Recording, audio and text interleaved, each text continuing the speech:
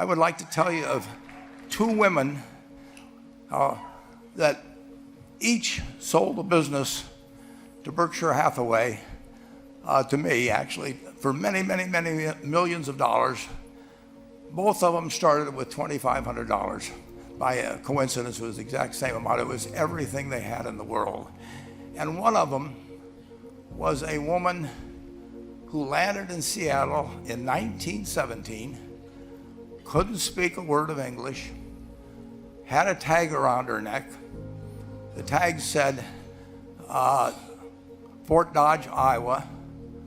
The Red Cross got her to Fort Dodge, where she was reunited with her husband who had come to the country a couple of years earlier. And she lived in Fort Dodge for 2 years, and as she put it, she felt like a dummy. She couldn't pick up the language. She couldn't learn a word. And so she and her husband decided to move to Omaha. So they came to Omaha in 1919, and there she found a small colony of Russian Jews, so she started feeling more at home. And then as her oldest daughter went to school, she would come home, this daughter, Frances, and she would teach her mother the words she'd learned in school that day.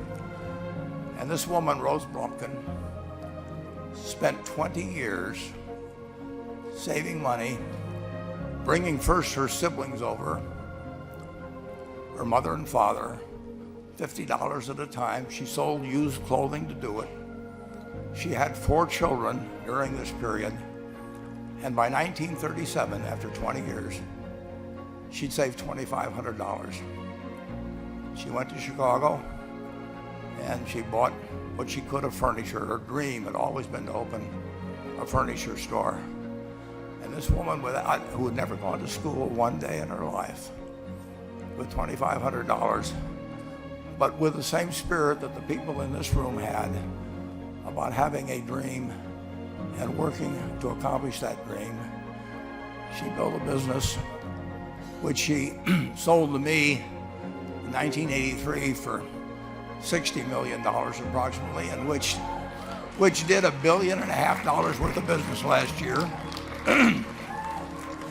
The 4th generation is working in that business. This woman, Rose Blumkin, she worked for me until she was 103. And then then she retired and she died the next year, which is a lesson to all of Berkshire's managers that premature retirement, you can't tell what's going to happen. But Mrs. B, with her $2,500, one further fact about her: she could not read or write. And she went into a furniture business, and she didn't bring anything unique in furniture, but she brought a determination to succeed. She knew she could outwork anyone else. She knew she cared about her customers. She worked at very low gross margins, but she built this incredible business. One other small business person. This person, I went to buy his business from him, and he turned me down, which was very wise. But this was a fellow who was born about 8 years before I was.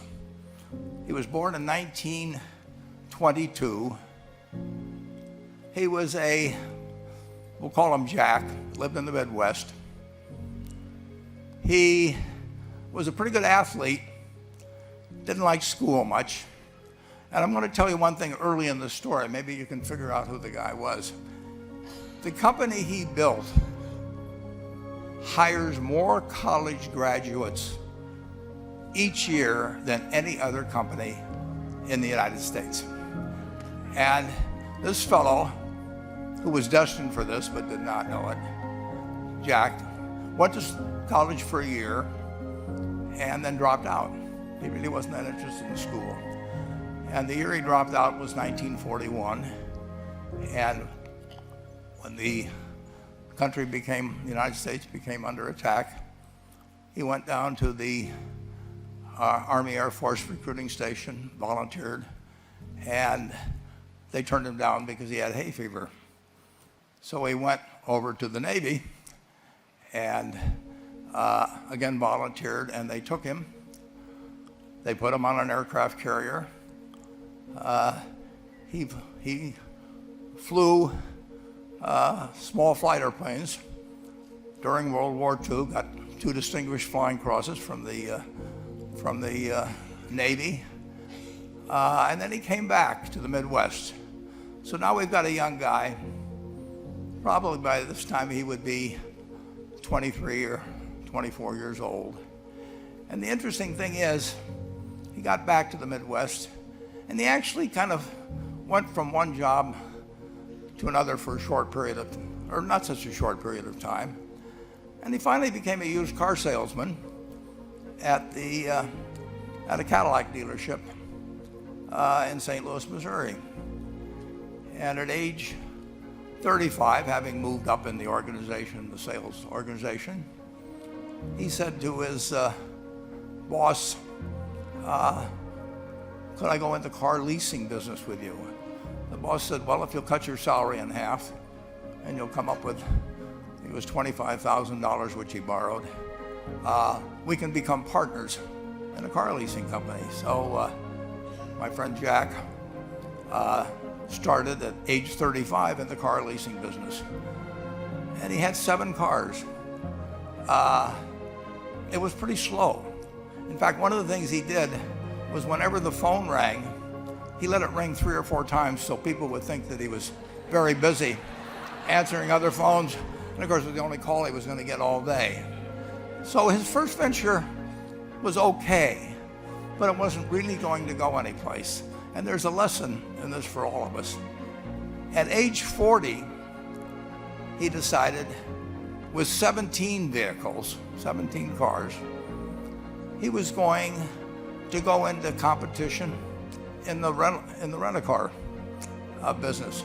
So now he's taking on Hertz and Avis and National and people like that who have hundreds and hundreds of thousands of cars. And he's got 17 cars, and his cars aren't any different than theirs. I mean, he's buying them from General Motors or Ford or Chrysler. And he can't get the airport locations. Those companies have them all sold up. But he was determined that he would basically offer the customer, can't offer him a different car, but he can offer them friendlier service than they've ever seen. And so he started a company. He named it after the battleship that he'd flown from in the Pacific, which was the USS Enterprise. And he died about a year and a half ago. But when he died, his rent-a-car company, starting with those 17 cars, was worth more than Hertz and Avis and all the rest of the rental cars put together.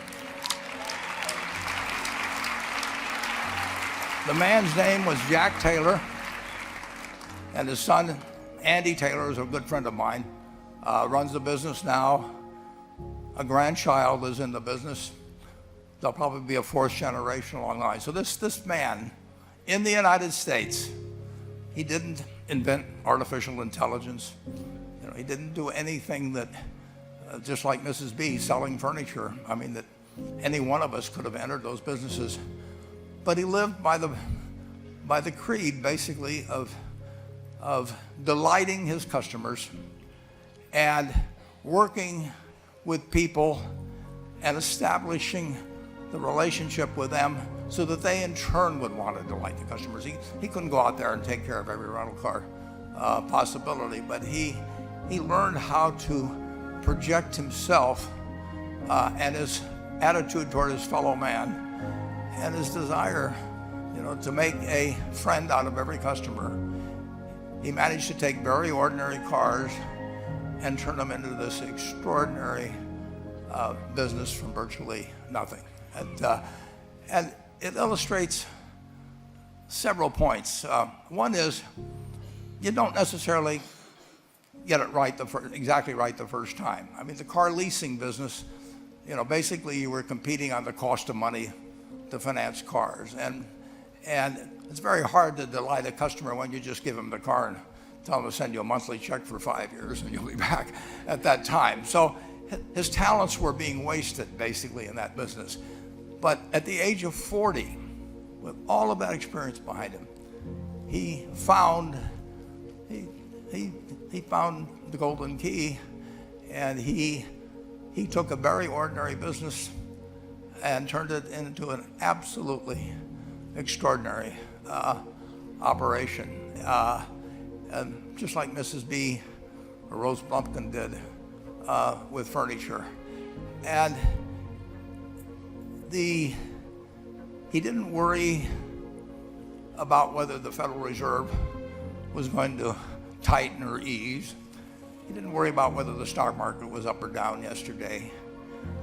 He didn't worry about the things he couldn't change, but he did focus on the one thing he could change, and that was the customer's experience. And I have seen the one that got away, Enterprise. I went down to Florida and tried to talk him into selling to Berkshire, and he was smart enough not to do it. Probably the value of the company has quadrupled since I made that visit. But he was smart enough to see that he would find that business. Henry Ford, as you may know, failed twice before he started the Ford Motor Company in 1903. I mean, the test isn't whether you get the greatest business idea in the world the first time out.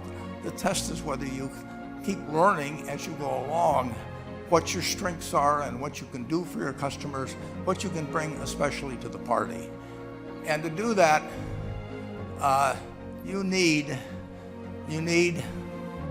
the education that I know you've received through 10,000 small businesses, but you need a genuine desire day in, day out to delight the customer. I've never seen a business, and I've seen a lot of businesses, but I've never seen one that delights the customer that doesn't succeed. I mean, what you want is that customer the next day when they think, do I want to rent a car or do I want to buy some furniture? What goes through their mind? It's the place where they've had a great experience. I don't know what I paid for this tie. Actually, probably if somebody gave it to me, but for the purposes of this speech, I will say I have no idea. But or the shirt I'm wearing, but I do know I will remember how I was treated when I bought it. I mean, you long forget about the price, but you never forget whether you had a good experience or a poor experience with the purchase experience. And